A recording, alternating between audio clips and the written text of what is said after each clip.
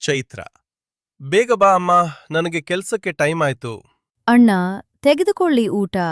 ಟೈಮ್ಗೆ ಸರಿಯಾಗಿ ಊಟ ಮಾಡಿ. ಊಟ ಮಾಡೋದನ್ನ ಏನಾದ್ರೂ ಮರ್ತರೆ ನಾನಾನೂ ಸುಮ್ನೆ ಇರೋದಿಲ್ಲ. ಯಾವಾಗ್ಲೂ ಕೆಲಸ ಕೆಲಸ ಅಂತಾನೇ ಇರ್ತೀರಾ. ಹೊಟ್ಟೆ ತುಂಬ ಊಟ ಮಾಡಿದ್ರೆ ತಾನೇ ಅಣ್ಣ ಕೆಲಸ ಮಾಡೋದು. ಸರಿ ಚೈತ್ರ, ನಾನು ಮಧ್ಯಾಹ್ನ ಟೈಮಿಗೆ ಸರಿಯಾಗಿ ಊಟ ಮಾಡ್ತೀನಿ. ನೀನ್ ಕೋಪ ಮಾಡ್ಕೋಬೇಡ. ರವಿ ಮತ್ತು ಚೈತ್ರ ಇವರಿಬ್ಬರು ಅಣ್ಣ ತಂಗಿಯರು. ಚೈತ್ರ ಸಣ್ಣ ಹುಡುಗಿಯಾಗಿರ್ಬೇಕಾದ್ರೆ ತಂದೆ ತಾಯಿಗಳನ್ನು ಕಳೆದುಕೊಂಡಳು. ಆಗಿನಿಂದಲೂ ರವಿ ತಂದೆ ಸ್ಥಾನದಲ್ಲಿ ನಿಂತು ಚೈತ್ರಾಳನ್ನು ನೋಡಿಕೊಳ್ಳುತ್ತಿದ್ದಾನೆ, ತನ್ನ ತಂಗಿಗೆ ತಂದೆ ತಾಯಿಯ ನೆನಪು ಬರಬಾರದೆಂದು. ಚೈತ್ರಾಳನ್ನು ಯಾವಾಗಲೂ ಖುಷಿಯಾಗಿರಲು ಪ್ರಯತ್ನಿಸುತ್ತಾನೆ. ಚೈತ್ರ ಮತ್ತು ತನ್ನ ಸ್ನೇಹಿತೆಯರು ದಾರಿಯಲ್ಲಿ ನಡೆದುಕೊಂಡು ಹೋಗುತ್ತಿರುತ್ತಾರೆ. ಆಗ ಅಲ್ಲಿಗೆ ಇದ್ದಕ್ಕಿದ್ದಂತೆ ಒಂದು ಹುಲಿ ಬಂದುಬಿಡುತ್ತದೆ. ಎಲ್ಲರೂ ಗಾಬರಿಯಿಂದ ಚೆಲ್ಲಾಪಿಲ್ಲಿಯಾಗಿ ಓಡುತ್ತಾರೆ. ಹುಲಿ ಚೈತ್ರ ಹೋಗೋ ದಾರಿಯನ್ನೇ ನೋಡಿ ಹೋಗುತ್ತದೆ. ಚೈತ್ರ ಗಾಬರಿಯಿಂದ ತಲೆ ಸುತ್ತಿ ಅಲ್ಲೇ ಬಿದ್ದು ಹೋಗುತ್ತಾಳೆ. ಚೈತ್ರ, ಏನಾಯ್ತು ನಿನಗೆ? ಎದ್ದೇಳು, ಮನೆಗ್ ಹೋಗೋಣ. ಈಗ ಎಲ್ಲವೂ ಸರಿ ಹೋಗಿದೆ. ಜಾನಕಿ, ಏನಾಯ್ತು ನನಗೆ? ಈಗ ನಾನು ಎಲ್ಲಿದ್ದೇನೆ?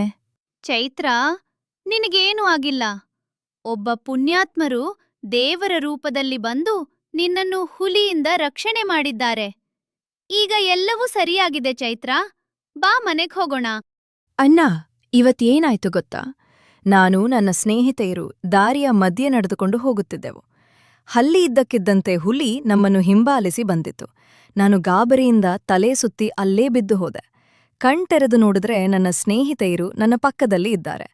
ಆಗ ಅವರು ನನಗೆ ಹೇಳಿದ್ರು, ಯಾರೋ ಒಬ್ಬ ವ್ಯಕ್ತಿ ಬಂದು ಹುಲಿಯಿಂದ ನನ್ನನ್ನು ರಕ್ಷಣೆ ಮಾಡಿದ್ರು ಎಂದು. ಓಹೋ ಚೈತ್ರ, ನೀನು ಹೇಳುತ್ತಿರುವುದು ಸತ್ಯವೇ? ಹುಲಿ ನಿನ್ನನ್ನು ಓಡಿಸಿಕೊಂಡು ಬಂತಾ? ಓ ಭಗವಂತ, ನೀನು ನನ್ನ ತಂಗಿಯನ್ನು ಕಾಪಾಡಿಬಿಟ್ಟೆ. ಇಲ್ಲ ಅಣ್ಣ, ನನ್ನನ್ನು ಕಾಪಾಡಿದ್ದು ಒಬ್ಬ ವ್ಯಕ್ತಿಯಂತೆ. ಅದೇ ಚೈತ್ರ, ನಾನು ಹೇಳಿದ್ದು. ಆ ವ್ಯಕ್ತಿಯ ರೂಪದಲ್ಲೇ ಭಗವಂತ ಬಂದಿದ್ದಾನೆ ಅನಿಸುತ್ತದೆ. ಅಂದಾಗೆ ಅವರು ಯಾರು ಎಂದು ನೀನು ನೋಡಲಿಲ್ಲವೇ? ಇಲ್ಲ ಅಣ್ಣ, ನನಗೆ ನೆನಪು ಬರುವಷ್ಟರಲ್ಲಿ ಅವರು ಅಲ್ಲಿಂದ ಹೊರಟು ಹೋಗಿದ್ದರು. ಅವರು ಬಂದ ವಿಷಯವೂ ನನಗೆ ಗೊತ್ತಾಗಲಿಲ್ಲ. ಸರಿ ಚೈತ್ರ, ಇನ್ನು ಮುಂದೆ ದಾರಿಯಲ್ಲಿ ಹೋಗಬೇಕಾದರೆ ಜಾಗ್ರತೆಯಿಂದ ಇರಬೇಕು. ಎಲ್ಲಂದರಲ್ಲಿ ಹೋಗಬೇಡ. ನಿನಗೇನಾದರೂ ಹೆಚ್ಚು ಕಡಿಮೆಯಾದರೆ ನನ್ನ ಗತಿ. ಸರಿ ಅಣ್ಣ, ಇನ್ನು ಮುಂದೆ ನಾನು ಹುಷಾರಾಗಿ ಇರುತ್ತೇನೆ. ಈಗ ನನಸಿಕೊಂಡ್ರೆ ನನಗೂ ಅದೇ ಭಯವಾಗುತ್ತಿದೆ ಅಣ್ಣ. ನನಗೇನಾದ್ರೂ ಆಗಿದ್ರೆ ನಿನ್ನನ್ನು ನೋಡಿಕೊಳ್ಳುವವರು ಯಾರು? ನಾನು ನಿನ್ನನ್ನು ಬಿಟ್ಟು ಎಲ್ಲೂ ಹೋಗುವುದಿಲ್ಲ. ತನ್ನ ತಂಗಿಗೆ ಏನಾದ್ರೂ ಆಗಿಬಿಟ್ಟಿದ್ದರೆ ಎಂದು ರವಿಗೆ ತುಂಬ ಭಯವಾಗುತ್ತದೆ. ಮರುದಿನ ಬೆಳಗ್ಗೆ ರವಿ ಚೈತ್ರಳ ಸ್ನೇಹಿತೆಯರನ್ನು ನೋಡಲು ಅವರ ಮನೆಗೆ ಹೋಗುತ್ತಾನೆ. ರವಿ ಅಣ್ಣ, ಎಲ್ಲಿ ಚೈತ್ರ ಬರ್ಲಿಲ್ವೇ? ಬನ್ನಿ ಅಣ್ಣ, ತಿಂಡಿ ತಿನ್ನಿ. ಜಾನಕಿ, ತಿಂಡಿ ಎಲ್ಲ ಬೇಡ ಅಮ್ಮ. ನಾನು ಮನೆಯಿಂದ ಬರಬೇಕಾದ್ರೇನೇ ತಿಂದೆ. ಅಂದಹಾಗೆ ನೆನ್ನೆ ನಡೆದ ವಿಷಯವನ್ನೆಲ್ಲ ಚೈತ್ರ ನನಗೆ ತಿಳಿಸಿದಳು. ಯಾರೋ ಒಬ್ಬ ವ್ಯಕ್ತಿ ಬಂದು ನನ್ನ ತಂಗಿಯನ್ನು ಕಾಪಾಡಿದ ಎಂದು ನೀವು ತಿಳಿಸಿದಿರಂತೆ. ಯಾರಮ್ಮ ಆ ಹುಡುಗ? ಅಣ್ಣ, ಅವ್ರು ಯಾರು ಅಂತ ನಮಗೂ ಗೊತ್ತಿಲ್ಲ. ಹಿಂದೆಂದೂ ನಾವವ್ರನ್ನು ನೋಡಿಲ್ಲ. ನನಗನ್ಸುವ ಮಟ್ಟಿಗೆ ಅವರು ನಮ್ಮ ಊರಿನವರೇ ಅಲ್ಲ ಅಣ್ಣ. ಹೌದಾ ಜಾನಕಿ? ಸರಿಯಮ್ಮ. ಇನ್ಮುಂದೆ ದಾರಿ ಮಧ್ಯೆ ಹೋಗ್ಬೇಕಾದ್ರೆ ಜಾಗ್ರತೆಯಿಂದ ಇರಿ. ಹೀಗೆ ಜಾನಕಿಯ ಬಳಿ ಮಾತನಾಡಿ ರವಿ ಅಲ್ಲಿಂದ ದಾರಿಯಲ್ಲಿ ನಡೆದುಕೊಂಡು ಬರುತ್ತಿರುತ್ತಾನೆ. ಆಗ ರವಿಯ ಸ್ನೇಹಿತ ರವಿಯನ್ನು ಕೂಗಿಕೊಳ್ಳುತ್ತಾನೆ. ರವಿ, ರವಿ, ನಿಲ್ಲು! ಏನು ಈ ಕಡೆ? ನಾನೇ ನಿನ್ನನ್ನೋಡಿ ಮಾತನಾಡಿಸ್ಬೇಕು ಅಂದುಕೊಳ್ಳುತ್ತಿದ್ದೆ. ಅಷ್ಟ್ರಲ್ಲೇ ನೀನು ನನ್ನ ಮುಂದೆ ಕಾಣಿಸ್ಕೊಂಡೆ. ಏನು ಶಿವು ಅಂತ ವಿಷಯ? ಏನಾದ್ರೂ ಮಾತಾಡ್ಬೇಕಿತ್ತಾ ನನ್ನ ಬಳಿ? ಹೌದು ರವಿ, ನೀನು ನನ್ನ ಬಳಿ ಒಂದು ವಿಷಯ ಹೇಳಿದ್ದೆ ನೆನಪಿದೆಯೇ? ಅದೇ ಕಣೋ, ನಿನ್ನ ತಂಗಿ ಮದುವೆ ವಿಚಾರ. ನೋಡಪ್ಪ, ಒಳ್ಳೆ ಕಡೆಯಿಂದ ವರ ಬಂದಿದ್ದಾನೆ. ಒಮ್ಮೆ ನೀನು ನೋಡು. ನಿನಗೆ ಒಪ್ಪಿಗೆಯಾದರೆ ಮುಂದೆ ಮಾತನಾಡೋಣ. ಹೌದು ಶಿವು, ತುಂಬಾ ಒಳ್ಳೆ ಕೆಲಸ ಮಾಡಿದೆ ಕಣೋ. ನೀನು ಹುಡುಗನನ್ನು ನೋಡಿದ್ದೀಯಾ ಅಂದ್ರೆ ಅವರು ತುಂಬಾ ಒಳ್ಳೆಯವರಾಗಿ ಇರುತ್ತಾರೆ ಬಿಡು. ನನ್ನ ತಂಗಿಯನ್ನು ನೀನು ಕೂಡ ನಿನ್ನ ತಂಗಿಯಂತೆಯಂತೆ ನೋಡುತ್ತಿದ್ದೀಯಾ? ಅಂದಮೇಲೆ ಅಂತ ಇಂಥ ಹುಡುಗನನ್ನು ನೀನೇಕೆ ಹುಡುಕ್ತೀಯಾ? ನಿನ್ನ ಮೇಲೆ ನನಗೆ ನಂಬಿಕೆ ಇದೆ ಶಿವು. ಹಾಗಾದ್ರೆ ರವಿ, ಅವರನ್ನು ನಾಳೆ ನಾನ್ ನಿಮ್ ಮನೆಗ್ ಬರ್ಲು ಹೇಳ್ತೇನೆ. ಚೈತ್ರಳಿಗೆ ರೆಡಿಯಾಗಿರ್ಲು ಹೇಳು.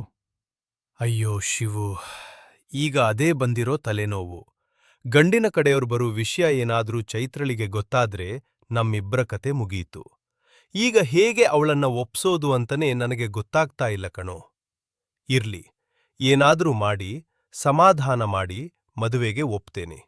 ನೀನು ಆ ಹುಡುಗನನ್ನು ಕರೆದುಕೊಂಡು ಬಾ. ರವಿ ಚೈತ್ರಾಳಿಗೆ ಹುಡುಗ ಬರುವ ವಿಚಾರವನ್ನ ತಿಳಿಸಿ ಹೇಗೋ ಕಷ್ಟಪಟ್ಟು ಮದುವೆಗೆ ಒಪ್ಪಿಸುತ್ತಾನೆ. ಚೈತ್ರ ಅಣ್ಣನ ಮನಸ್ಸನ್ನು ನೋಯಿಸಬಾರದೆಂದು ಹುಡುಗನನ್ನು ನೋಡಲು ಒಪ್ಪಿಕೊಳ್ಳುತ್ತಾಳೆ. ಆದರೆ ಅವಳ ಮನಸ್ಸಿನಲ್ಲಿದ್ದ ಲೆಕ್ಕಾಚಾರವೇ ಬೇರೆಯಾಗಿತ್ತು. ಚೈತ್ರ ತನ್ನ ಸ್ನೇಹಿತರೊಡನೆ ಕೂಡಿ ಮಾತನಾಡಿಕೊಳ್ಳುತ್ತಾಳೆ. ನಾಳೆ ಬರುವ ಹುಡುಗನನ್ನು ನೋಡಿ ನನಗೆ ಇಷ್ಟವಿಲ್ಲ ಎಂದು ಅಣ್ಣನ ಬಳಿ ಹೇಳಿಬಿಡೋಣ ಎಂದು ತನ್ನ ಸ್ನೇಹಿತರೊಡನೆ ಮಾತನಾಡುತ್ತಾಳೆ. ಆದರೆ ಅಲ್ಲಿ ಮರುದಿನ ದಿನ ನಡೆದಿದ್ದೇ ಬೇರೆ. ರವಿ, ನೋಡು, ಇವ್ರೇ ಹುಡುಗ. ಇವ್ರ ಹೆಸರು ರಾಜು. ಇವ್ರಿರುವುದು ಪಟ್ಟಣದಲ್ಲಿ. ರಾಜು ತಕ್ಕಮಟ್ಟಿಗೆ ಓದಿಕೊಂಡಿದ್ದಾರೆ. ಒಂದು ಒಳ್ಳೆ ಕೆಲಸದಲ್ಲಿಯೂ ಇದ್ದಾರೆ. ಈಗ ಇವರೊಬ್ಬರೇ ಬಂದಿದ್ದಾರೆ. ಇವರಿಗೆ ಹುಡುಗಿ ಒಪ್ಪಿಗೆಯಾದರೆ ನಂತರ ಇವರ ತಂದೆ ತಾಯಿ ಬಂದು ನೋಡುತ್ತಾರೆ. ಹೌದಾ ಶಿವು? ಸರಿ, ಒಳ್ಳೆಯದೇ ಆಯಿತು. ಮೊದಲು ಇವರು ನನ್ನ ತಂಗಿಯನ್ನು ನೋಡ್ಲಿ, ನಂತರ ಮಾತನಾಡೋಣ. ಬನ್ನಿ ರಾಜು, ಕುಳಿತುಕೊಳ್ಳಿ. ಚೈತ್ರ, ಬಾಮ್ಮ. ಚೈತ್ರ ಬಂದು ಹುಡುಗನನ್ನು ನೋಡಿ ಏನು ಮಾತನಾಡದೆ ಒಳಗೆ ಹೋಗುತ್ತಾಳೆ. ಆದರೆ ಜಾನಕಿ ಮಾತ್ರ ಅಲ್ಲೇ ಗಾಬರಿಯಿಂದ ನಿಂತುಕೊಂಡಿರುತ್ತಾಳೆ. ಇದನ್ನು ಚೈತ್ರ ಗಮನಿಸದೆ ಒಳಗೆ ಹೊರಟು ಹೋಗುತ್ತಾಳೆ.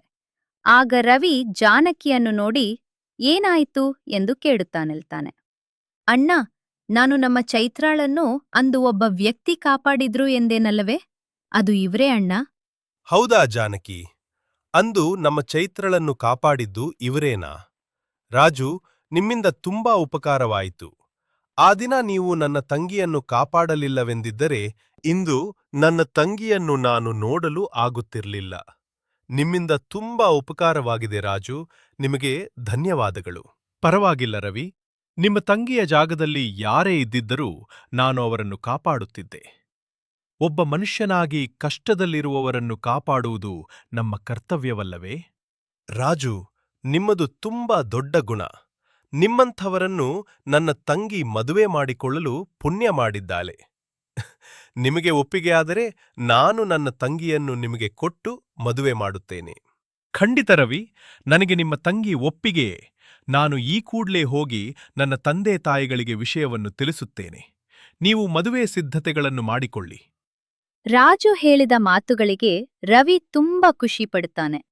ಇಂತಹ ಒಳ್ಳೆ ಹುಡುಗನಿಗೆ ತನ್ನ ತಂಗಿಯನ್ನು ಕೊಟ್ಟು ಮದುವೆ ಮಾಡಲು ಹೆಮ್ಮೆ ಪಡುತ್ತಾನೆ.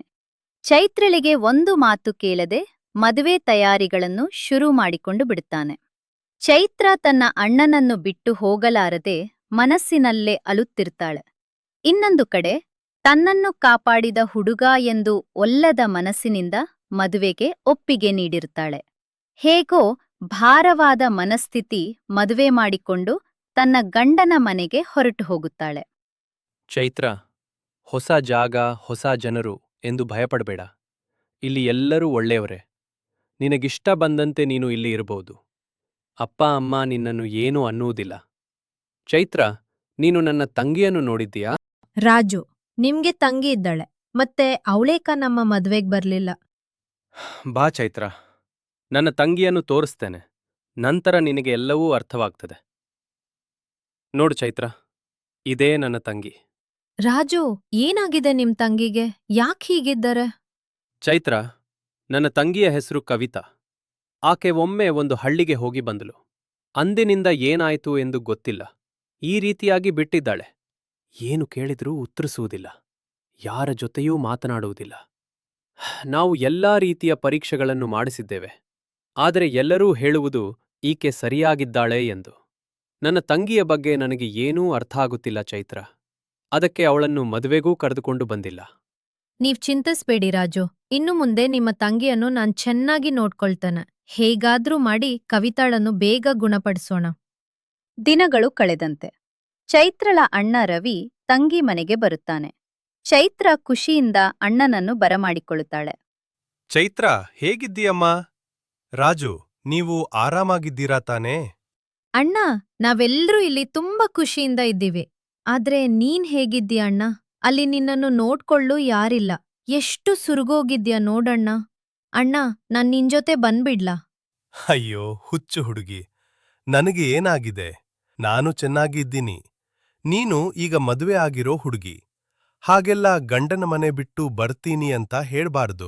ಸರಿ ಅಣ್ಣ, ಹಾಗಾದ್ರೆ ನಾನ್ ಅಲ್ಲಿಗ್ ಬರ್ಲಾ. ನೀನೆಲ್ಲಿ ನಮ್ ಜೊತೆನೇ ಇದ್ಬಿಡಣ್ಣ. ರಾಜು, ನಾನ್ ಹೇಳೋದ್ ಸರಿ ತಾನೆ? ನೀವ್ ಹೇಳಿ ನಮ್ಮಣ್ಣಂಗಿಲ್ಲೇ ಇರ್ಲು. ಚೈತ್ರ, ನಿಮ್ಮಣ್ಣ ಇಲ್ಲೇ ಇರ್ತೀನಿ ಅಂದ್ರೆ ನನಗ್ ಸಂತೋಷನೆ. ನಿಮ್ಮಣ್ಣ ಇಷ್ಟಪಡೋದಾದ್ರೆ ಇಲ್ಲೇ ಇರ್ಲಿ. ನನ್ನ ಅಭ್ಯಂತರವೇನೂ ಇಲ್ಲ. ಅಣ್ಣ, ಸರಿ ಅಂತ ಹೇಳು ಅಣ್ಣ. ಇಲ್ಲ ಚೈತ್ರ, ಅದು ತಪ್ಪು. ಹಾಗೆಲ್ಲ ನಾನಿಲ್ಲಿ ಇರಬಾರ್ದು. ಅಪರೂಪಕ್ಕೆ ಬಂದು ನಿನ್ನನ್ನು ನೋಡಿಕೊಂಡು ಹೋಗುವುದು ಮಾತ್ರ ನನ್ನ ಕರ್ತವ್ಯ. ಇಲ್ಲೇ ಇರೋದು ಹಾಗಲ್ಲ ಚೈತ್ರ. ನೀನೇನು ಚಿಂತಿಸ್ಬೇಡ, ನಾನ್ ಹೇಳ್ತಾ ಇದ್ದೀನಲ್ಲ. ಅಣ್ಣ, ಹಾಗಾದ್ರೆ ಒಂದ್ ಕೆಲ್ಸ ಮಾಡೋಣ್ವಾ? ನಾನ್ ನಿನ್ಗೊಂದ್ ಒಳ್ಳೆ ಹುಡುಗಿನ್ ನೋಡ್ತೀನಿ. ನೀನ್ ಮದ್ವೆ ಮಾಡ್ಕೊಂಡ್ಬಿಡು. ಆಗ ನನ್ಗ್ ಸ್ವಲ್ಪ ನೆಮ್ಮದಿ ಇರುತ್ತೆ.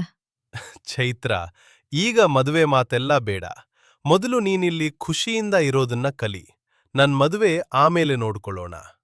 ರವಿ ಚೈತ್ರಳನ್ನು ಸಮಾಧಾನ ಮಾಡಿ ಅಲ್ಲಿಂದ ವಾಪಸ್ ಬರುತ್ತಾನೆ. ರವಿಯನ್ನು ಗಮನಿಸಿದ ರಾಜುವಿನ ತಂದೆ ತಾಯಿಗಳು ತಮ್ಮ ಮಗಳನ್ನು ರವಿಗೆ ಕೊಟ್ಟು ಮದುವೆ ಮಾಡಲು ಯೋಚಿಸುತ್ತಾರೆ. ಆದರೆ ಈ ವಿಷಯ ಹೇಗೆ ತಿಳಿಸಬೇಕೆಂದು ಅವರಿಗೆ ಚಿಂತೆಯಾಗಿರುತ್ತದೆ. ಒಂದು ದಿನ ರಾಜು ತಂದೆ ತಾಯಿಗಳು ರವಿ ಮನೆಗೆ ಬರುತ್ತಾರೆ. ಅತ್ತೆ, ಮಾವ, ಬನ್ನಿ ಬನ್ನಿ. ಅಲ್ಲಿ ಎಲ್ಲವೂ ಕ್ಷೇಮ ತಾನೆ? ನೀವು ಇದ್ದಕ್ಕಿದ್ದಂತೆ ಇಬ್ಬರೇ ಬಂದಿದ್ದೀರಾ ಅಲ್ವೇ? ಅದಕ್ಕಾಗಿ ಕೇಳಿದೆ ಅಷ್ಟೇ. ದಯವಿಟ್ಟು ನನ್ನ ಮೇಲೆ ಬೇಜಾರ್ ಮಾಡ್ಕೋಬೇಡಿ. ಇಲ್ಲಪ್ಪ ರವಿ, ನಿನ್ನ ಮೇಲೆಲ್ಲ ನಮಗ್ ಬೇಜಾರಿಲ್ಲ. ಆದ್ರೆ ಈಗ ನಾವು ಬಂದಿರುವ ವಿಚಾರವನ್ನ ಕೇಳಿದ್ರೆ ನೀನೇ ನಮ್ಮೇಲೆ ಬೇಜಾರಾಗ್ಬೇಕಷ್ಟೆ. ಏನಾಯ್ತು ಅತ್ತೆ? ನಾನೇಕ್ ನಿಮ್ಮೇಲೆ ಬೇಜಾರ್ ಮಾಡ್ಕೊಳ್ಬೇಕು? ನನಗ್ ಗೊತ್ತು ಅತ್ತೆ, ನೀವು ನನ್ನ ತಂಗಿಯನ್ನು ಎಷ್ಟು ಪ್ರೀತಿಯಿಂದ ನೋಡ್ಕೊಳ್ತಿದ್ದೀರಾ. ನಿಮ್ಗೊಬ್ಳು ಮಗಳಿದ್ದರೂ ಕೂಡ ಆ ರೀತಿ ನೋಡ್ಕೊಳ್ತಿದ್ದೀರಾ ಏನೋ ನನಗ್ ಗೊತ್ತಿಲ್ಲ. ಅಷ್ಟು ಚೆನ್ನಾಗಿ ನನ್ನ ತಂಗಿಯನ್ನು ನೋಡ್ಕೊಳ್ತಿದ್ದೀರಾ. ಚೈತ್ರ ಯಾವಾಗ್ಲೂ ನಿಮ್ ಬಗ್ಗೆ ನನಗೆ ಹೇಳುತ್ತಲೇ ಇರ್ತಾಳೆ. ಅತ್ತೆ ಮಾವ, ನೀವೇನು ತಲೆ ಕೆಡಿಸ್ಕೋಬೇಡಿ. ನೀವು ನನ್ನನ್ನ ಏನೇ ಕೇಳ್ಬೇಕೆಂದ್ಕೊಂಡ್ರೂ ಧಾರಾಳವಾಗಿ ಕೇಳಿ. ನಾನ್ ನಿಮ್ಗೆ ಏನು ಬೇಕಾದ್ರೂ ಮಾಡುತ್ತೇನೆ. ರಾಜು, ಈಗ ಒಂದು ಮಾತು ಹೇಳಿದೆ ಅಲ್ವೇ, ನಿಮ್ಮ ಮಗಳೇನಾದ್ರೂ ಇದ್ದಿದ್ರೆ ಅಂತ. ಇದ್ದಿದ್ರೆ ಅಲ್ಲ ರಾಜು, ನಮಗೆ ಒಬ್ಬ ಮಗಳು ಇದ್ದಾಳೆ. ಅತ್ತೆ, ನಿಮ್ಗೆ ಮಗಳು ಇದ್ದಾಳಾ? ಎಲ್ಲಿ ಅತ್ತೆ? ಮತ್ತೆ ಯಾಕೆ ಅವಳು ಒಂದು ದಿವಸವೂ ನನ್ನ ಕಣ್ಣಿಗೆ ಬೀಳಲಿಲ್ಲ? ಮತ್ತೆ ಈ ವಿಚಾರದ ಬಗ್ಗೆ ಯಾರೂ ಕೂಡ ನನ್ನ ಬಳಿ ಮಾತನಾಡ್ಲಿಲ್ಲ ಯಾಕೆ? ರವಿ, ಎಲ್ಲರಿಗೂ ಹೇಳುವ ಪರಿಸ್ಥಿತಿಯಲ್ಲಿ ನನ್ನ ಮಗಳು ಇಲ್ಲ. ಅವಳಿಗೇನಾಗಿದೆ ಅಂತಾನೂ ನಮ್ಗಾಗ ಅರ್ಥ ಆಗುತ್ತಿಲ್ಲ. ಮಾವ, ನೀವೇನು ಮಾತನಾಡ್ತಿದ್ದೀರಾ ಅಂತ ನನಗೆ ಅರ್ಥ ಆಗ್ತಾ ಇಲ್ಲ. ಏನ್ ವಿಷಯ ಅಂತ ನೇರವಾಗಿ ಹೇಳಿ ಮಾವ. ರವಿ, ನನ್ನ ಮಗಳು ಕಾಲೇಜಿನಲ್ಲಿ ಓದುತ್ತಿರ್ಬೇಕಾದ್ರೆ ಒಮ್ಮೆ ಒಂದು ಹಳ್ಳಿಗೆ ಹೋಗಿ ಬಂದ್ಳು. ಆಗಿನಿಂದಲೂ ಅವಳು ಯಾರ ಬಳಿಯೂ ಮಾತನಾಡೋದಿಲ್ಲ. ಯಾವ ಪ್ರಶ್ನೆಗೂ ಉತ್ತರ ಕೊಡೋದಿಲ್ಲ. ನಾವು ಎಲ್ಲಾ ತರಹದ ಚಿಕಿತ್ಸೆಯನ್ನು ಕೊಡಿಸಿದೆವು. ಎಲ್ರೂ ಹೇಳೋದು ಒಂದೇ ಉತ್ತರ, ಎಲ್ಲವೂ ಸರಿಯಾಗಿದೆ ಎಂದು. ಆದ್ರೆ ನಮ್ಮ ಮಗಳು ಸರಿಯಾಗಿಲ್ಲ ರವಿ. ಏನನ್ನು ಬಲಿ ಕೊಟ್ಟ ಹಾಗೆ. ಯಾವಾಗಲೂ ಚಿಂತೆಯಲ್ಲಿ ಮುಳುಗಿರ್ತಾಳೆ. ನಮ್ಮ ಎಲ್ಲಾ ಪ್ರಯತ್ನಗಳು ವ್ಯರ್ಥವಾಗಿದೆ ರವಿ. ಹೆತ್ತ ತಂದೆ ತಾಯಿಗಳಾದ ನಮ್ಗೆ ನಮ್ಮ ಮಕ್ಕಳಿಗೆ ಒಂದ್ ಮದುವೆ ಮಾಡಿ ನೋಡ್ಬೇಕೆಂಬ ಆಸೆ ಇರುವುದಿಲ್ವೇ? ಆದ್ರೆ ಅವಳನ್ನು ನೋಡುತ್ತಿದ್ದರೆ ನಮ್ ಕರುಳು ಕಿತ್ತು ಬರುತ್ತಿದೆ ರವಿ. ನಾವು ಯಾವ ತಪ್ಪು ಮಾಡಿದೆವೆಂದು. ನಮ್ಮ ಮಗಳಿಗೆ ಈ ಶಿಕ್ಷೆ ರವಿ. ರವಿ, ನೀನು ನಮ್ಮನ್ನು ಏನು ಬೇಕಾದ್ರೂ ಹೇಳು, ನಾವು ಸಹಿಸಿಕೊಳ್ಳುತ್ತೇವೆ. ದಯವಿಟ್ಟು ನಮ್ಮ ಮಗಳನ್ನು ಮದುವೆ ಮಾಡಿಕೋ ರವಿ. ನಮಗೆ ನಿನ್ನನ್ನು ಬಿಟ್ರೆ ಬೇರೆ ದಿಕ್ಕಿಲ್ಲ. ಯಾರ ಬಳಿಯೂ ಹೋಗಿ ನಮ್ಮ ಮಗಳನ್ನು ಮದುವೆ ಮಾಡಿಕೋ ಎಂದು ಕೇಳುವ ಧೈರ್ಯವೂ ಇಲ್ಲ. ದಯವಿಟ್ಟು ನಮ್ಮನ್ನು ತಪ್ಪಾಗಿ ತಿಳಿಯಬೇಡ ರವಿ. ಹಾಗೆ ನಿನ್ನ ತಂಗಿ ಅಲ್ಲಿದ್ದಾಳೆ ಎಂದು, ಅದಕ್ಕಾಗಿ ನಾವು ಇಲ್ಲಿವರೆಗೂ ಬಂದೇವೆ ಎಂದು ಕೂಡ ನೀನು ತಿಳಿದುಕೊಳ್ಳಬೇಡ. ನಿನಗೆ ನಾವು ಬಲವಂತ ಮಾಡುವುದಿಲ್ಲ. ಒಮ್ಮೆ ನಮ್ಮ ಪರಿಸ್ಥಿತಿಯನ್ನು ಅರ್ಥ ಮಾಡಿಕೊಂಡು ಯೋಚಿಸಿ ನೋಡು ರವಿ. ನಿನಗೆ ಎಷ್ಟು ಕಾಲಾವಕಾಶ ಬೇಕಾದರೂ ತೆಗೆದುಕೋ. ಆದರೆ ಈ ವಿಷಯವನ್ನು ನಿನ್ನ ತಂಗಿಗಾಗಿ, ನಮ್ಮ ಮಗನಿಗಾಗಲಿ ಹೇಳಬೇಡಡ ರವಿ. ಅವರಿಗೆ ಏನಾದರೂ ಗೊತ್ತಾದರೆ ನಮ್ಮ ಮೇಲೆ ಕೋಪ ಮಾಡಿಕೊಳ್ಳುತ್ತಾರೆ. ಅದೂ ಅಲ್ಲದೆ ನನ್ನ ಮಗ ಚೈತ್ರಳನ್ನು ಮಧ್ಯದಲ್ಲಿಟ್ಟುಕೊಂಡು ಈ ರೀತಿ ಮಾತನಾಡುತ್ತಿದ್ದೇವೆ ಅಂದುಕೊಂಡು ಬಿಡುತ್ತಾನೆ. ಅದಕ್ಕಾಗಿ ಬೇಡಿಕೊಳ್ಳುತ್ತಿದ್ದೇವೆ. ನೀನು ಯೋಚಿಸಿ ನಂತರ ನಮಗೆ ತಿಳಿಸು ರವಿ, ನಾವಿನ್ನು ಹೋಗಿ ಬರುತ್ತೇವೆ. ಚೈತ್ರಾಳ ಅತ್ತೆ ಮಾವ ಬಂದು ಎಲ್ಲ ವಿಷಯವನ್ನ ರವಿಗೆ ಒಪ್ಪಿಸಿ ಹೋಗುತ್ತಾರೆ. ರವಿ ಕೂಡ ಏನು ಮಾತನಾಡದೆ ಸುಮ್ಮನೆ ನಿಂತಿರ್ತಾನೆ. ರವಿ ಕೂಡ ಆಲೋಚನೆ ಮಾಡುತ್ತಾನೆ. ತನ್ನ ತಂಗಿಯೇ ಆ ಪರಿಸ್ಥಿತಿಯಲ್ಲಿದ್ದರೆ ಏನು ಮಾಡುತ್ತಿದ್ದೆ ಎಂದು ಮನಸ್ಸಿನಲ್ಲಿ ನೊಂದುಕೊಳ್ಳುತ್ತಾನೆ. ರವಿ ಸಂತೋಷದಿಂದ ರಾಜುವಿನ ತಂದೆ ತಾಯಿ ಹತ್ತಿರ ಹೋಗಿ ಮಾತನಾಡುತ್ತಾನೆ. ಅತ್ತೆ, ಮಾವ, ನಾನು ನಿಮ್ಮ ಮಗಳನ್ನು ಮದುವೆ ಮಾಡಿಕೊಳ್ಳಲು ಒಪ್ಪಿಕೊಳ್ಳುತ್ತೇನೆ. ನೀವು ಚಿಂತಿಸಬೇಡಿ, ಮದುವೆ ತಯಾರಿಗಳನ್ನು ಮಾಡಿಕೊಳ್ಳಿ. ರವಿ, ನಿನ್ನ ಮಾತು ಸತ್ಯವೇ? ನಮ್ಮ ಮಗಳನ್ನು ನೀನು ಮದುವೆ ಮಾಡಿಕೊಳ್ಳುತ್ತೀಯ ತಾನೆ?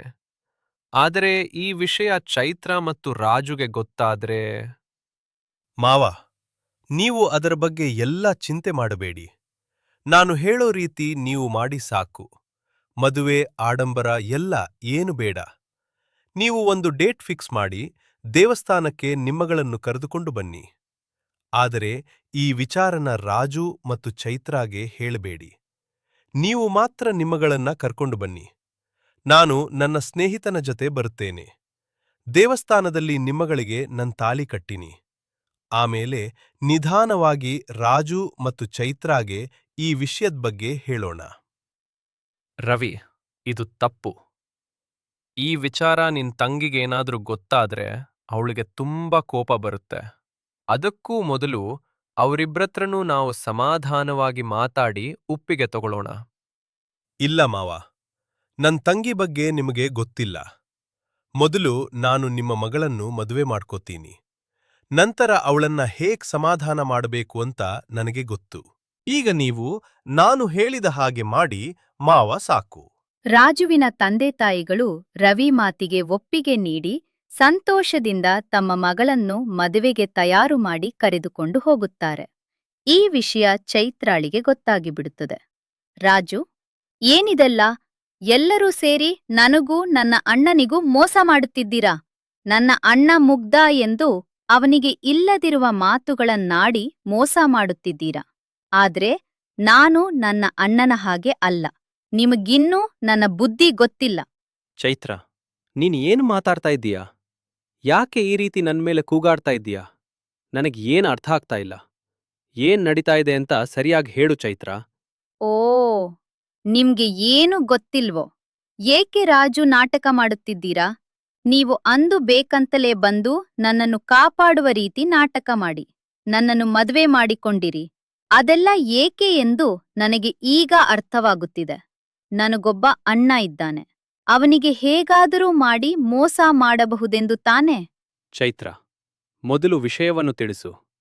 ಮೋಸ ಎಂದು ಏಕೆ ಮಾತನಾಡುತ್ತಿದ್ದೀಯಾ? ನಾನಂತ ತಪ್ಪು ಏನು ಮಾಡಿದ್ದೇನೆ? ನನ್ನ ಅಣ್ಣನ ತಲೆ ಕೆಡಿಸಿ ತಿಳುವಳಿಕೆ ಇಲ್ಲದ ನಿನ್ನ ತಂಗಿಯನ್ನು ನನ್ನ ಅಣ್ಣನಿಗೆ ಕೊಟ್ಟು ಮದುವೆ ಮಾಡಲು ನಿರ್ಧರಿಸಿದ್ದೀರಾ. ನಿಮಗೆ ಹೇಗೆ ಮನಸ್ಸು ಬರುತ್ತದೆ ರಾಜು? ಏನು ರವಿ, ಕವಿತಾಳನ್ನು ಮದುವೆ ಮಾಡಿಕೊಳ್ಳುತ್ತಿದ್ದಾನಾ? ರವಿಗೆ ಕವಿತಾಳ ಬಗ್ಗೆ ಎಲ್ಲ ವಿಷಯವೂ ಗೊತ್ತಾ? ಇಲ್ಲಿ ಏನಾಗುತ್ತಿದೆ ಚೈತ್ರ? ಸರಿ ರಾಜು, ಹಾಗಾದ್ರೆ ಬನ್ನಿ ನನ್ ಜೊತೆ. ಚೈತ್ರ ಕೋಪದಿಂದ ರಾಜುವನ್ನ ಕರೆದುಕೊಂಡು ರವಿ ಮದುವೆ ಮಾಡಿಕೊಳ್ಳುತ್ತಿದ್ದ ದೇವಸ್ಥಾನದ ಕಡೆ ಹೋಗುತ್ತಾಳೆ. ರವಿ ಮದುವೆಗೆ ಸಿದ್ಧನಾಗಿ ಕುಳಿತುಕೊಂಡಿರುತ್ತಾನೆ. ಅಲ್ಲಿಗೆ ಬಂದ ಚೈತ್ರ ಕೋಪದಿಂದ ತನ್ನ ಮಾವ ಮೇಲೆ ಕೂಗಾಡುತ್ತಾಳೆ. ಮಾವ, ಏನಿದಲ್ಲ? ನನಗೆ ಗೊತ್ತಿಲ್ಲದ ಹಾಗೆ ನನ್ನ ಅಣ್ಣನಿಗೆ ಮದುವೆ ಮಾಡ್ಲು ನೀವು ಯಾರು? ನಿಮಗೆ ಎಷ್ಟು ಧೈರ್ಯ? ನಾನೊಬ್ಬಳು ಇದ್ದೀನಂತ ನಿಮ್ಗೆ ಗೊತ್ತಾಗ್ಲಿಲ್ವೇ? ನನಗೆ ಹೇಳದೆ ಈ ನಿರ್ಧಾರ ಹೇಗೆ ತೆಗೆದುಕೊಂಡಿರಿ? ಚೈತ್ರ, ಹಾಗೆಲ್ಲ ಮಾತಾಡ್ಬೇಡ. ಇದ್ರಲ್ಲಿ ನಮ್ಮ ತಪ್ಪಿ ಏನಿಲ್ಲ. ನಾವು ರವಿಗೆ ಮೊದಲೇ ತಿಳಿಸಿದ್ರಿ ನಿನಗೂ ಮತ್ತು ರಾಜುಗೂ ಈ ವಿಷಯ ಹೇಳುವೆ ಎಂದು. ಆದರೆ ರವಿ ಒಪ್ಪಲಿಲ್ಲ. ನಿಲ್ಲಿಸಿ ಮಾವ ನಿಮ್ಮ ಮಾತನ್ನು. ನನ್ನ ಅಣ್ಣ ಮುಗ್ಧ ಎಂದು ಇಲ್ಲದಿರುವ ಕತೆಗಳನ್ನು ನನ್ನ ಬಳಿ ಕಟ್ಟಬೇಡಿ. ಅರೆ, ಸಮಾಧಾನ ಮಾಡಿಕೋ ಚೈತ್ರ. ಇದರಲ್ಲಿ ಇವರ ತಪ್ಪೇನೂ ಇಲ್ಲ. ಈ ರೀತಿ ಮಾಡಲು ನಾನೇ ಇವರಿಗೆ ಹೇಳಿದ್ದು. ನನ್ನ ಮಾತನ್ನು ಕೇಳು ಚೈತ್ರ, ಕೋಪ ಮಾಡಿಕೊಳ್ಳಬೇಡ. ಇವರು ಎಲ್ಲ ವಿಷಯವನ್ನು ನನ್ನ ಬಳಿ ಹೇಳಿದ್ದಾರೆ. ಕವಿತಾಳ ಪರಿಸ್ಥಿತಿಯು ನನಗೆ ಗೊತ್ತಿದೆ. ಅಣ್ಣ, ನೀನು ಸುಮ್ಮನಿರು. ನಿನಗೇನು ಗೊತ್ತಾಗುವುದಿಲ್ಲ. ಮೊದಲು ಇವರು ಕವಿತಾಳ ಬಗ್ಗೆ ನಿನಗೆ ಏತಕ್ಕಾಗಿ ತಿಳಿಸಿದ್ರು? ಇವರ ಉದ್ದೇಶವೇನೆಂದು ನಿನಗೆ ಇನ್ನೂ ಅರ್ಥವಾಗಲಿಲ್ಲವೇ? ಇದಕ್ಕಾಗಿಯೇ ಅಣ್ಣ ಇವರು ನನ್ನನ್ನು ಮದುವೆ ಮಾಡಿ ಇವರ ಮನೆಗೆ ಕರೆದುಕೊಂಡು ಬಂದಿದ್ದು. ಏನು ತಿಳುವಳಿಕೆಯೇ ಇಲ್ಲದೆ ಸುಮ್ಮನೆ ಗೊಂಬೆಯಂತೆ ಕುಳಿತಿರುವ ಇವರ ಮಗಳನ್ನು ನಿನ್ನ ತಲೆಗೆ ಕಟ್ಟಬೇಕೆಂದೇ ಇವರು ಈ ರೀತಿಯೆಲ್ಲ ಮಾಡಿದ್ದಾರೆ ಅಣ್ಣ. ಏಕಮ್ಮ ಹೀಗೆಲ್ಲ ಮಾತನಾಡುತ್ತಿರುವೆ? ನಮ್ಮನ್ನು ನೋಡಿದ್ರೆ ನಿನಗೆ ಹಾಗೆ ಅನ್ಸುತ್ತಿದೆಯೇ? ಇಲ್ಲ ಚೈತ್ರ, ನಾವು ಅಷ್ಟು ಕ್ರೂರಿಗಳಲ್ಲ. ನಮ್ಮದು ಹೆತ್ತ ಕರುಳು ಅಷ್ಟೆ. ನಮ್ಮ ಮಗಳನ್ನು ನೋಡುತ್ತಿದ್ರೆ ನಮಗೆ ತುಂಬಾ ನೋವಾಗುತ್ತಿತ್ತು. ನಿನ್ನ ಅಣ್ಣ ತುಂಬಾ ಒಳ್ಳೆಯವನು. ಅವನ ಮನಸ್ಸು ಕೂಡ ಅಷ್ಟೇ ಒಳ್ಳೆಯದು. ಅದಕ್ಕೆ ನನ್ನ ಮಗಳ ವಿಷಯವನ್ನು ತಿಳಿದು ತಕ್ಷಣ ಮದುವೆ ಮಾಡಿಕೊಳ್ಳಲು ಒಪ್ಪಿಕೊಂಡಿದ್ದಾನೆ. ನಾವು ಅವನಿಗೆ ಯಾವುದೇ ಬಲವಂತ ಮಾಡಲಿಲ್ಲ ಚೈತ್ರ. ನಮ್ಮನ್ನು ನಂಬು. ಹೌದು ಚೈತ್ರ, ಸುಮ್ನೆ ಏನೇನೋ ಮಾತನಾಡ್ಬೇಡ. ಇವರು ಹೇಳ್ತಿರುವುದಿಲ್ಲ ಸತ್ಯ. ಇವರು ನನ್ನ ಬಳಿ ಕವಿತಾಳ ಬಗ್ಗೆ ಬಂದು ಹೇಳಿದ ತಕ್ಷಣ ನನ್ನ ಮನಸ್ಸಿಗೂ ನೋವಾಯಿತು. ಕವಿತಾಳ ಜಾಗದಲ್ಲಿ ನೀನಿದ್ರೆ ನನ್ನ ಪರಿಸ್ಥಿತಿಯು ಇದೇ ತಾನೆ ಚೈತ್ರ. ಅದಕ್ಕೆ ಯಾವ ಆಲೋಚನೆಯೂ ಮಾಡದೆ ನಾನು ಮದುವೆಗೆ ಸಿದ್ಧನಾದೆ. ಕೋಪ ಮಾಡಿಕೊಳ್ಬೇಡ. ಕೋಪವನ್ನು ಪಕ್ಕಕ್ಕಿಟ್ಟು ಒಮ್ಮೆ ನಿನ್ನ ಅತ್ತೆ ಮಾವನ ಸ್ಥಾನದಲ್ಲಿ ನಿಂತು ಯೋಚಿಸು ಚೈತ್ರ. ಚೈತ್ರ, ಅಣ್ಣ ಮತ್ತು ಅತ್ತೆ ಮಾತನಾಡಿದ ಮಾತುಗಳನ್ನು ಕೇಳಿಸಿಕೊಂಡು ಏನು ಹೇಳಲಾಗದೆ ಸುಮ್ಮನಾಗಿ ಬಿಡುತ್ತಾಳೆ. ಕವಿತಾ ಕೂಡ ತನ್ನಂತೆಯೇ ಒಂದು ಹೆಣ್ಣು ಎಂದು ಅರ್ಥ ಮಾಡಿಕೊಳ್ಳುತ್ತಾಳೆ. ಆದರೆ ಅವಳಿಗಿದ್ದ ನೋವು ಅವಳ ಅಣ್ಣನ ಜೀವನ ಹಾಳಾಗಿಬಿಡುತ್ತದೆಯೋ ಏನೋ ಎಂದು ಅವರಿಗೆ ಭಯ ಕಾಡುತ್ತಿತ್ತು. ನಂತರ ಚೈತ್ರಳ ಅತ್ತೆ ಹೋಗಿ ಕವಿತಾಳನ್ನು ಕರೆದುಕೊಂಡು ಬರುತ್ತಾಳೆ. ಆಕೆಯನ್ನು ರಾಜುವಿನ ಪಕ್ಕದಲ್ಲಿ ಕೂರಿಸುತ್ತಾಳೆ. ರಾಜು ಒಮ್ಮೆ ಕವಿತಾಳ ಕಡೆ ನೋಡಿ ಗಾಬರಿಯಾಗುತ್ತಾನೆ. ಅರೆ ಮೀನು, ಇವಳು ನಿಮ್ ಮಗಳೇ. ಈಕೆಯನ್ನು ನಾನು ತುಂಬಾ ದಿನದಿಂದ ಹುಡುಕ್ತಿದ್ದೆ. ರವಿ, ನನ್ ತಂಗಿ ನಿನಗ್ ಮೊದ್ಲೇ ಗೊತ್ತೇ. ಹೇಗಿ ರವಿ? ರವಿಯನ್ನು ನೋಡಿ ಕವಿತಾ ತಕ್ಷಣ ಎಚ್ಚರಗೊಳ್ಳುತ್ತಾಳೆ. ಖುಷಿಯಿಂದ ಕವಿತಾ ರವಿಯನ್ನೇ ನೋಡುತ್ತಾ ನಿಂತುಕೊಳ್ಳುತ್ತಾಳೆ. ರವಿ, ನೀವು ಇಷ್ಟು ದಿನ ಏಕೆ ನನ್ನನ್ನು ನೋಡ್ಲು ಬರ್ಲಿಲ್ಲ? ನಿಮಗಾಗೇ ನಾನು ಕಾಯುತ್ತಿದ್ದೆ ರವಿ. ಕವಿತಾ, ನಾನು ಕೂಡ ನಿನ್ನನ್ನು ತುಂಬಾ ಹುಡುಕಿದೆ. ಆದ್ರೆ ನಿನ್ನ ಬಗ್ಗೆ ಯಾವ ವಿಚಾರವೂ ನನಗೆ ಗೊತ್ತಾಗ್ಲೇ ಇಲ್ಲ. ಅಣ್ಣ, ಏನಿದಲ್ಲ? ಕವಿತಾ ನಿನಗೆ ಮೊದ್ಲೇ ಗೊತ್ತೇ? ಇಲ್ಲಿ ಏನು ನಡೆಯುತ್ತಿದೆ ಅಣ್ಣ? ರವಿ, ಇದ್ಯಾರು? ನಿಮ್ಮನ್ನು ಅಣ್ಣ ಎಂದು ಕರೆಯುತ್ತಿದ್ದಾಳೆ. ಕವಿತಾ, ಈಕೆ ನನ್ನ ತಂಗಿ ಚೈತ್ರ. ಅಷ್ಟೇ ಅಲ್ಲ, ನಿನ್ನ ಅಣ್ಣನ ಹೆಂಡತಿ. ಓ, ನನ್ನ ಅಣ್ಣನ ಹೆಂಡತಿಯೇ? ಒಳ್ಳೇದಾಯಿತು. ಅದೆಲ್ಲ ಇರ್ಲಿ ಕವಿತಾ. ಮೊದಲು ನಿನಗೂ ನನ್ನ ಅಣ್ಣನಿಗೂ ಹೇಗೆ ಪರಿಚಯ ಎಂದು ಹೇಳು. ಅಮ್ಮ, ನಾನು ಕಾಲೇಜಿನ ಕಡೆಯಿಂದ ಒಮ್ಮೆ ಹಳ್ಳಿಗೆ ಹೋಗಿದ್ದೆ. ನಿಮಗೆ ನೆನಪಿದೆಯೇ? ಆಗ ನನಗೆ ಅಲ್ಲಿ ರವಿ ಪರಿಚಯ ಆಯಿತು. ಆಗಿನಿಂದಲೇ ನಾನು ರವಿಯನ್ನು ಪ್ರೀತಿಸಲು ಶುರು ಮಾಡಿದೆ. ಆದರೆ ಈ ವಿಚಾರ ಅವರಿಗೆ ತಿಳಿಸಲು ಭಯಪಟ್ಟೆ.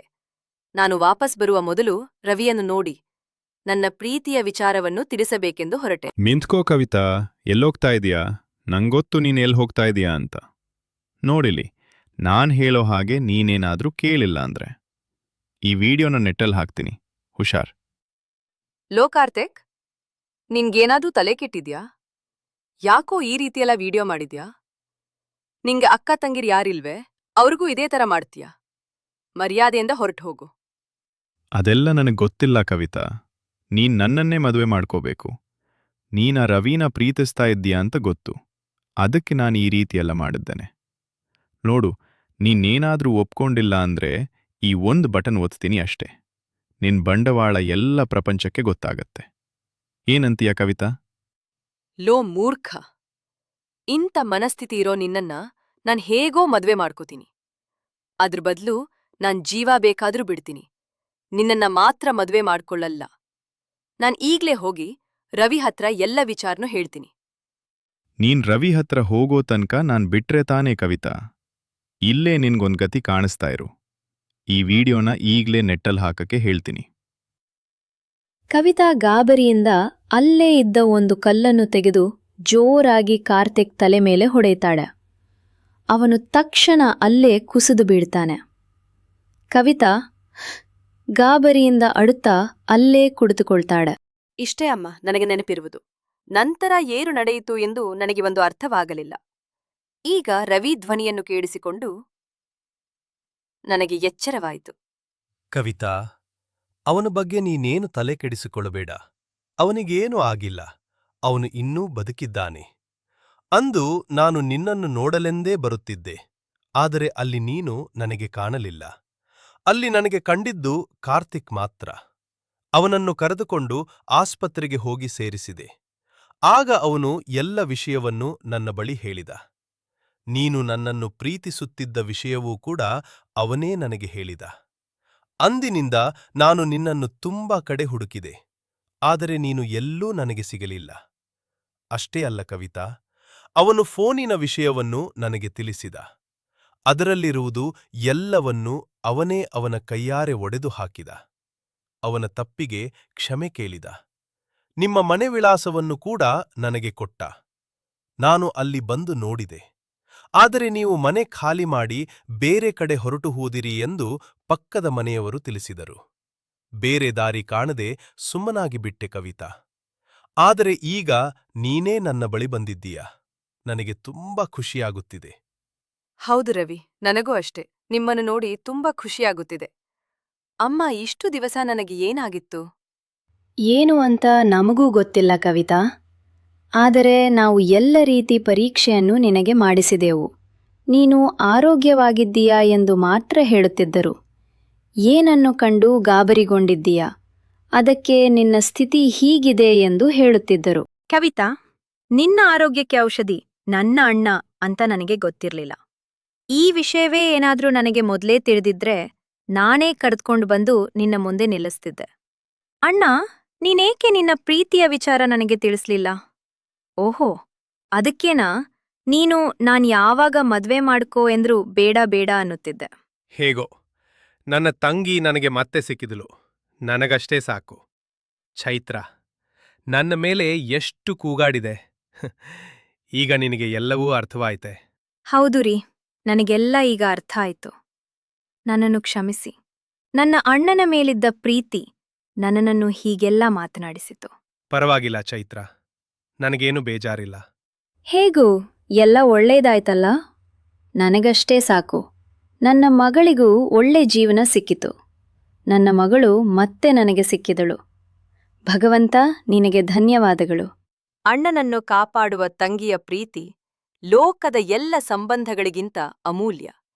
ಯಾಕೆಂದ್ರೆ ನಿಜವಾದ ಪ್ರೀತಿಗೆ ಸ್ವಾರ್ಥ ಇರುವುದಿಲ್ಲ, ಕಾಳಜಿ ಮಾತ್ರ ಇರುತ್ತದೆ. ಧನ್ಯವಾದಗಳು.